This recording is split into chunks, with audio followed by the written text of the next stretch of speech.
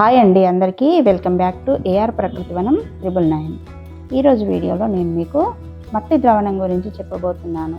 అయితే సేంద్రియ వ్యవసాయ పద్ధతుల్లో భాగంగా మనం మార్చి ఒక్కొక్క వారం ఒక్కొక్క ద్రావణాన్ని మొక్కలకు స్ప్రే చేయడం జరుగుతుందన్నమాట. అంటే ఒక వారం జీవామృతం, ఒక వారం మట్టి ద్రావణం, ఒక వారం ఓడబ్ల్యూడిసి ద్రావణం, ఇలా ఒక్కొక్క వారం ఒక్కొక్క స్ప్రేయర్ని మనం ఇవ్వడం జరుగుతుందన్నమాట.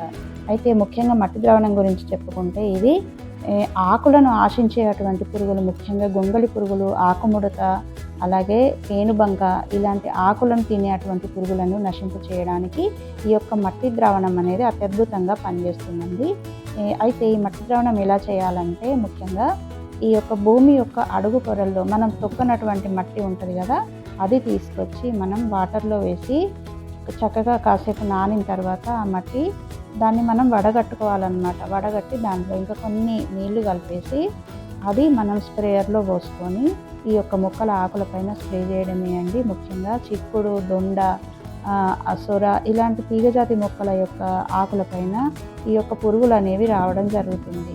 మరి అప్పుడు మనం ఇలా మట్టి ద్రావణాన్ని స్ప్రే చేసినప్పుడు ఆకులపైన ఒక లేయర్ లాగా మట్టి అనేది పేరుకుపోవడం జరుగుతుంది. ఎప్పుడైతే ఈ యొక్క పురుగులు ఆకులను తినడానికి వస్తాయో, ఆకులతో పాటు మనం స్ప్రే చేసినటువంటి మట్టిని కూడా తినేస్తాయి అన్నమాట. అప్పుడు మట్టి అనేది పురుగుకు అరగక అవి జీర్ణం కాదండి. మట్టి అనేది పురుగులకు అవి నశించిపోతాయి అన్నమాట. అలా సహజ సిద్ధంగా మనం పురుగులను నశింప చేయడానికి ఈ మట్టి ద్రావణం అనేది అత్యద్భుతంగా పనిచేస్తుంది.